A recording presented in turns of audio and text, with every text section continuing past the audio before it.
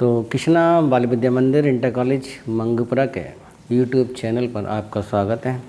मैं शैलेंद्र कुमार आज आपको साझेदारी के बारे में समझाऊंगा छात्रों, ठीक है। और आज का लेसन है, क्या है? नए साझेदार का प्रवेश, एडमिशन ऑफ न्यू पार्टनर। इससे पहले पिछली पीडीएफ में मैंने 9 पेज की पीडीएफ भेजी थी करीब आपको। मुझे उम्मीद है सभी लड़कों से मैंने पूछा भी था, सबने पढ़ ली उसे, ठीक है। तो पहले मैं थोड़ी पूर्व जानकारी आपको दूँ इसके बारे में। हमें नए साझेदार की आवश्यकता क्यों पड़ती है, हम क्यों बनाना चाहते हैं नए साझेदार के लिए? इसकी कई चीज़ें हैं, कई कंडीशंस के अंदर हैं। वो क्या है इसके अंदर? हम नए साझेदार को अपनी फर्म में इसलिए बनाते हैं, या तो हमें पूंजी जरूरत पड़ रही हो और पुराने साझेदार उस पूंजी को देने में क्या हो, असमर्थ हो, या जो हमारे पुराने साझेदार हैं उनमें से किसी एक साझेदार की मृत्यु हो जाए तो हमें उसके स्थान पर दूसरा साझेदार चाहिए, ठीक है। या जो हमारे पुराने साझेदार हैं उनमें से किसी एक साझेदार का रिटायरमेंट हो जाए तो हमें उसके स्थान पर साझेदार चाहिए, ठीक है। या हम अपने फर्म के अंदर किसी प्रसिद्ध व्यक्ति को फर्म में साझेदार बनाना चाहते हैं ताकि हमारी फर्म का लाभ बहुत बढ़ जाए, हमारी फर्म की प्रसिद्धि ज़्यादा हो जाए। इसलिए ये कई कारण हो सकते हैं जब हम नए साझेदार को फर्म के अंदर प्रवेश देते हैं। मैंने ये भी बताया था कुछ वैधानिक स्थिति हैं। वैधानिक स्थिति क्या है कि कोई भी नया साझेदार वर्तमान सभी साझेदारों की सहमति से ही फर्म में साझेदार बन सकता है। ऐसा नहीं होगा कि जो पुराने साझेदार हैं वो नहीं चाहते कि हम किसी और व्यक्ति को साझेदार बनाएं, ठीक है, लेकिन वो व्यक्ति चाहता है फर्म के अंदर साझेदार बनना, तो ऐसा मुमकिन नहीं है। तो वैधानिक स्थिति क्या है? नए साझेदार तभी फर्म में प्रवेश कर सकता है जब पुराने साझेदार इस बात के लिए सहमत हो जाते हैं। तो दूसरा, जो नया साझेदार है, ठीक है, वो अपने प्रवेश से पूर्व फर्म में कोई भी लाभ या हानि है उसकी कोई जिम्मेदारी उसकी नहीं होती है। क्यों? जिस तारीख से नया साझेदार फर्म के अंदर प्रवेश करता है उसके बाद से वो लाभ या हानि के लिए जिम्मेदार होगा और उसका दायित्व निर्धारित होगा। ऐसा कब होगा? यदि अगर वो लिखित सूचना दे देता है कि मैं पुराने लाभ या हानि के लिए जिम्मेदार हूँ तो ऐसा हो सकता है, अन्यथा नहीं होगा, ठीक है। और एक चीज़ और मैंने बताई थी पिछले पीडीएफ के अंदर कि नए साझेदार जब फर्म के अंदर प्रवेश करता है, ठीक है, तो उसको 2 अधिकार मिल जाते हैं। एक तो फर्म में लाभ पाने का अधिकार मिल जाता है उसे, और दूसरा फर्म में दायित्व में और फर्म की दायित्व और संपत्ति में भी उसको हिस्सेदार वो हो जाता है। आज मैं आपको एक न्यूमेरिकल क्वेश्चन पर करा रहा हूँ पहला वाला, ठीक है। पहला क्वेश्चन है, इसकी हर चीज़ को आप बड़े ध्यान से क्वेश्चन को समझें। और क्वेश्चन की हमने जो एंट्री हैं, ठीक है, वो पिछले पीडीएफ में आपको दी थी कि नए साझेदार जब फर्म में प्रवेश करता है तो हम उसके संबंध में क्या क्या लिखे करते हैं। नया साझेदार पूंजी लेके आएगा तो हम क्या एंट्री करेंगे। नया साझेदार खयाती की रकम लेके आता है तो हम क्या एंट्री करेंगे।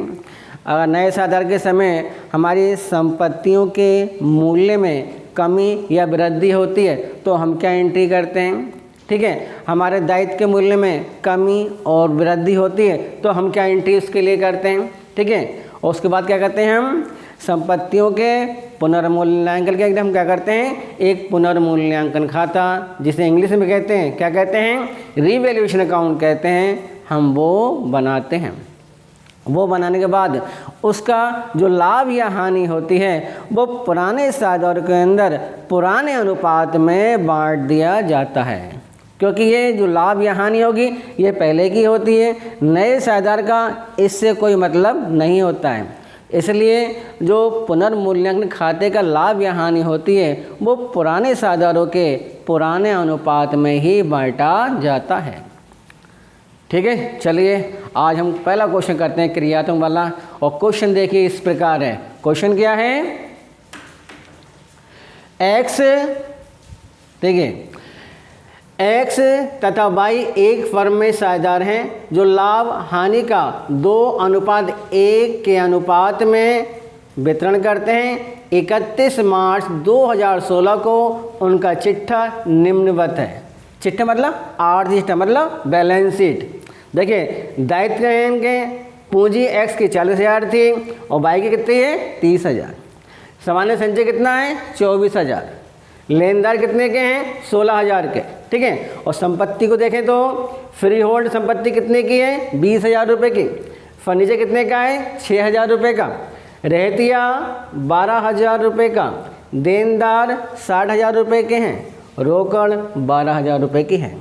अब देखिए आगे, इन्होंने जेड को निम्न शर्तों पर साझेदार बनाया।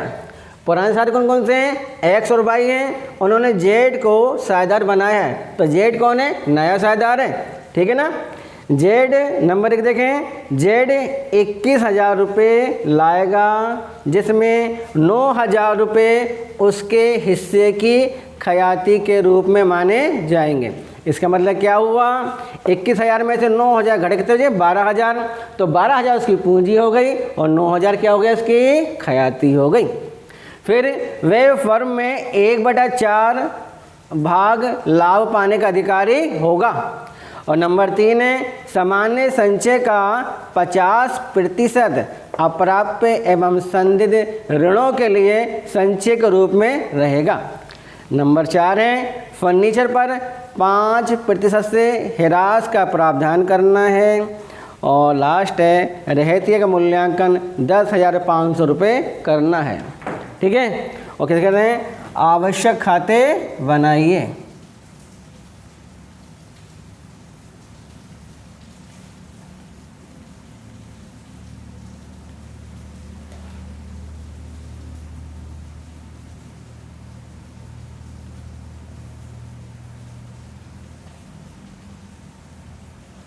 ठीक है, तो सबसे पहले देखिए हम जनरल एंट्रीज करेंगे। जनरल में date particular LF amount debit amount credit column 5 होते हैं, पता ही है आपको। सबसे पहले एंट्री नया साझेदार कौन है जेड, ठीक है। वो कितने रुपए लेकर आ रहा है हमारा 21,000 रुपये। 21,000 में क्या है उसका 9,000 गुडविल और 12,000 की क्या है उसकी पूंजी। एंट्री करेंगे cash account debit to goodwill account to Z capital account कितना है 12,000 9 कितना हो गया 21,000। नरेश लिखेंगे being amount of goodwill and capital without in Y Z, ठीक। पीछे मैंने बताया था आपको जो खयाती की रकम होती है वो पुराने साझेदारों के अंदर पुराने अनुपात में बांट दी जाती है। अच्छा अनुपात कितना है इनका 2 और 1 का अनुपात 2:1 है, ठीक है। तो 2 1 कितना हो गया आपका, अगर जोड़ेंगे तो कितना हो जाएगा ये 3। इसे अनुपात कितने हो जाएंगे इनके, अनुपात हो जाएगा इनका 2/3 और 1/3। खयाती है कितनी 9,000 रुपये की है। 9,000 को बांटेंगे कितने में x में 9,000 गुणा 2/3 तो 3 तियाँ 9 और कितना हो गया आपका ये 6,000। y का अनुपात कितना है 1/3 9,000 गुणा 1/3 3 तियाँ 9 तो कितना हो गया ये 3,000। तो एक एक्स की खयाती कितनी हो गई 6,000, वाई की खयाती कितनी हो गई 3,000। इसकी एंट्री क्या होगी goodwill account debit to X capital account to Y capital account. Next लगे being goodwill transfer to old partner capital account, ठीक है। फिर नेक्स्ट क्वेश्चन क्या कर रहे हैं सामान्य संचय का 50% अप्राप्य एवं संदिग्ध ऋणों के लिए संचय के रूप में रहेगा। संचय है कितना आपका 24,000 तो 12,000 तो हम छोड़ देंगे, बचा कितना है इसका 12,000 आधा 50% है ना। तो 24,000 का 50% कितना मतलब होगा आधा होगा। आधा कितना हुआ 12,000, बचे कितने 12,000। मैंने बताया था आपको जो सामान्य संचिति होती है या कोई अवितरित लाभ है वो भी पुराने साझेदारों के अंदर पुराने अनुपात में क्रेडिट कर दिया जाता है। तो ये संचित कितनी रह जाएगी इनकी 12,000। उस 12,000 को क्या करेंगे इसी अनुपात में हम बांट देंगे, ठीक है। अनुपात कितना है इनका, ठीक है। अनुपात कितना है 2/3 और 1/3। और सामान्य संचित कितनी है इसके अंदर 12,000। कितनी है 12,000। तो x का भाग कितना हुआ, x का भाग कितना है 2/3। तो 12,000 का 2/3 निकाल लें तो 3 चौक 12 और 4 दूनी कितना हो गया ये 8,000। इसी प्रकार y का 1/3 भाग है, कितना है 1/3। तो 12,000 का 1/3, 3 चौक 12 कितना हो गया 4,000। तो सामान्य संचित को बांटेंगे क्या करेंगे, general reserve account debit to x capital account to y capital account. x की सामान्य संचित कितनी 8,000 और इसकी कितनी है 4,000। ठीक है, नेक्स्ट लिखेंगे being general reserve transfer to old partner capital account. ठीक, इतनी बात समझ में आ गई आपको। अब नेक्स्ट देखिए, केवल 2 संपत्तियों में कमी हो रही। देखिए फर्नीचर पर कितना है 5% लगाना है, रेहती का मूल्यांकन 10,500 करना है। ठीक है, फर्नीचर कितने का है हमारा, फर्नीचर है हमारा कितने का 6,000 का। ठीक है, तो 6,000 का हम 5% निकालेंगे, कितना आएगा 300 रुपये। ठीक है, 6,000 गुणा 5/100 कितना 300 रुपये।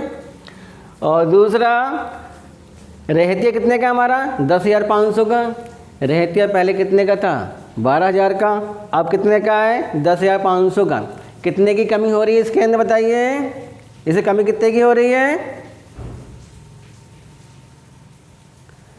कितनी कमी हो रही है इसके।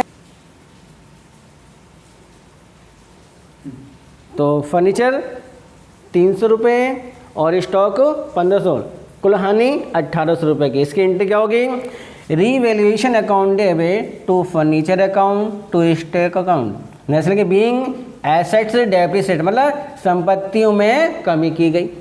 ठीक है ना, तो क्या होगा पुनर्मूल्यांकन खाता डेबिट टू फर्नीचर और टू स्टॉक। रीवैल्यूएशन अकाउंट को हिंदी में क्या कहते हैं पुनर्मूल्यांकन खाता। ठीक है,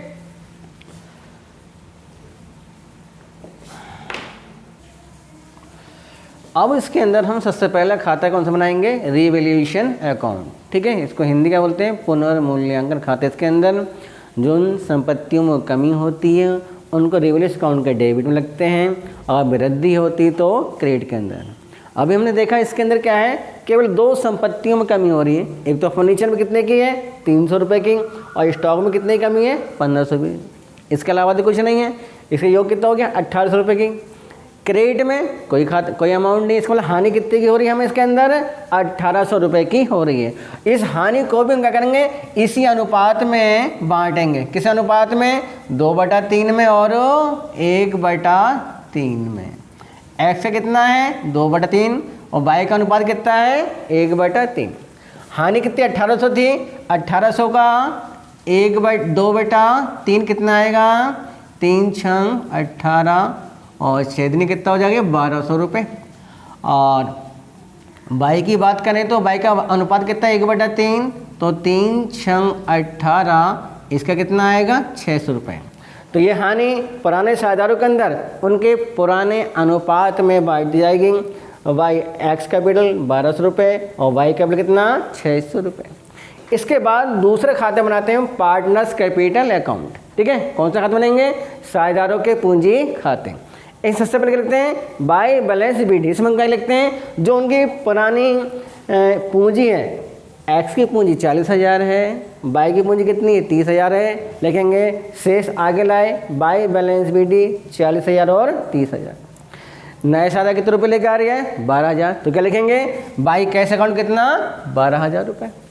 ठीक है, गुडविल हमने बांटी कितने में 6 या 3,000, तो लिखेंगे बाई गुडविल 6,000 रुपये और ये 3,000 रुपये। सामान्य संचित हमने कितनी बांटी थी 8,000 और 4,000 एंट्री करी थी हमने। ठीक है, तो बाई जनरल रिजर्व कितना 8,000 और 4,000। और जो हानि आई है हमारी, ठीक है, हानि की एंट्री क्या होगी इसके अंदर X capital account debit Y capital account debit to revaluation account. ठीक है ना, ये हानि है तो हानि पार्टनर्स कैपिटल अकाउंट के डेबिट में आएगी, लिखेंगे टू रिवैल्यूएशन अकाउंट 1200 और 600। जेड से इस हानि का कोई मतलब नहीं है। ठीक है, तो हमने पूंजी दिखा दी, नए साझेदार जितना रुपया पूंजी के लाए वो दिखा दी, गुडविल बांट की दिखा दी और सामान्य संचय हमने बांट के दिखा दी, और जो हानि थी डेबिट के अंदर आ गई, और इसके अलावा कोई आइटम इसके अंदर नहीं रहता है। अब देखिए पूंजी है कितनी जेड की कैपिटल कितनी 12,000 है ना, इसका योग करेंगे, डेबिट कोई अमाउंट है तो 12,000 ही बचेंगे, लेकिन टू बैलेंस सी डी। ठीक है, कितना 12,000। ठीक, फिर कितना है 30,000, 3 33 4 कितना हो गया 37,000। 37,000 में से हम क्या करेंगे 600 घटा देंगे। 37,000 में से 600 घटा दीजिए, कितना बच रहा है 36,400। इसलिए बाई की पूंजी इस समय कितनी है 36,400 रुपये की है। ठीक है ना। और एक्स की कैपिटल देखिए 40,000, 46 और 8 कितने हो गए 54,000। तो क्रेडिट का योग कितना है इसका 54,000 में से 1200 घटा देंगे, 1,200 घटाएंगे, कितना बचेगा 8 52,800। कितना 52,800। मतलब अब जो पूंजी है वो एक्स की पूंजी 12,800 की है, बाई की 36,400 है, और जो नया पार्टनर हमारा जेड उसकी पूंजी कितनी है 12,000 रुपये। इसका योग कर देंगे, ये 37,000 और ये 54,000 रुपये। अब नई बैलेंस शीट हम जो बनाएंगे उसके अंदर जो एक्स की पूंजी पहले कितनी थी 40,000 थी, अब कितनी है 52,800। बाई की पूंजी पहले कितनी 30,000 थी, अब कितनी है 36,400, और नए साझेदार की पता ही है अब कितनी है 12,000।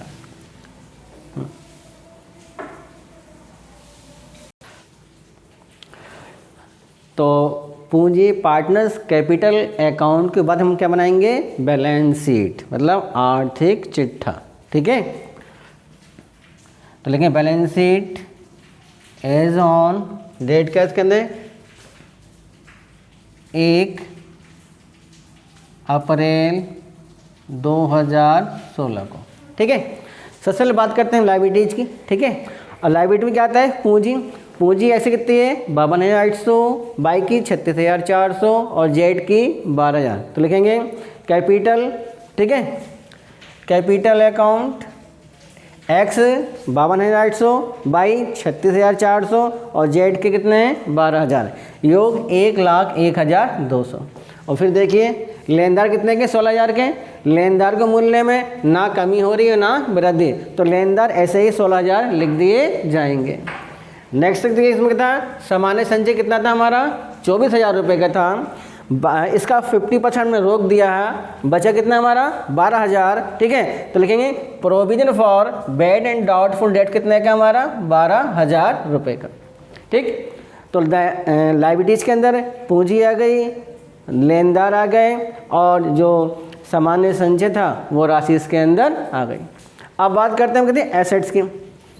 एसेट में सबसे पहले हम देखते हैं कैश हमारे पास पिछले कितना था 12,000 कैश हमारे पास था। ठीक है, अब देखिए कैश कितना था 12,000, और नया साझेदार कितने रुपये लेके आया है 9,000, तो वो गुडविल लेके आया था, और 12,000 के लाया वो पूंजी लेके आया। अब वर्तमान समय में जो कैश हमारे पास है वो कितना है 33,000 रुपये। तो पुरानी बैलेंस शीट में नगद रुपये कितने थे हमारे पास 12,000, अब कैश कितना हमारे कितना है 33,000। तो नई बैलेंस शीट के अंदर जितना इस समय कैश वर्तमान समय में है वो हम नई बैलेंस शीट लिखते हैं, लेकिन कैश इन हैंड कितना 33,000 रुपये। ठीक है ना, कोई परेशानी इसमें। उसके बाद देखिए देनदार कितने के थे 60,000, देनदारों के मूल्य में ना कमी हुई है ना वृद्धि हुई है, इसलिए देनदार 60,000 के थे, तो 60,000 का अब यहाँ पे आप नई बैलेंस शीट में भी दिखाएंगे। ठीक है, फिर देखिए फर्नीचर कितने का था हमारा 6,000 रुपये का था, फर्नीचर में क्या हुआ हमारा 300 रुपये की कमी हुई है, तो मूल्य कितना बचा उसका 5,700। तो क्या लिखेंगे फर्नीचर 6,000 माइनस 300 कितना लिखेंगे 5,700 रुपये। ठीक, फिर देखिए रहतिया कितने का था हमारा 12,000 रुपये का था, लेकिन रहतिया का वर्तमान मूल्य कितना है 10,500 है। कमी कितनी हो रही है 1,500 रुपये की। तो स्टॉक लेंगे, स्टॉक 12,000 माइनस 1,500 कितना है 10,500 रुपये का। फ्री होल्ड एसेट्स कितने की हमारी 20,000 रुपये की है। तो फ्री होल्ड एसेट्स में ना कमी हो रही है और ना वृद्धि हो रही है, इसलिए फ्री होल्ड एसेट्स 20,000 की थी और 20,000 आप यहाँ पे दिखाएंगे। हम इसका जब योग करते हैं एसेट्स का और लायबिलिटीज़ का, इसका योग कितना आ रहा है हमारा 1,29,200 और लायबिलिटीज़ का 1,29,200। जब हमारा लायबिलिटीज़ और एसेट्स का योग बराबर आता है, इसका मतलब ये हुआ कि हमारे सारे खाते सही हैं। ठीक है, ये पहला क्वेश्चन मैंने कराया है आपके लिए। ठीक है, क्रियात्मक क्वेश्चन साझेदारी के नए प्रवेश में पहला क्वेश्चन है, इसको डीपली समझें। ठीक है, और जो चीज़ समझ में नहीं आती है वो आप पूछें। इसका PDF मैं आपको भेज दूंगा। ठीक है, धन्यवाद।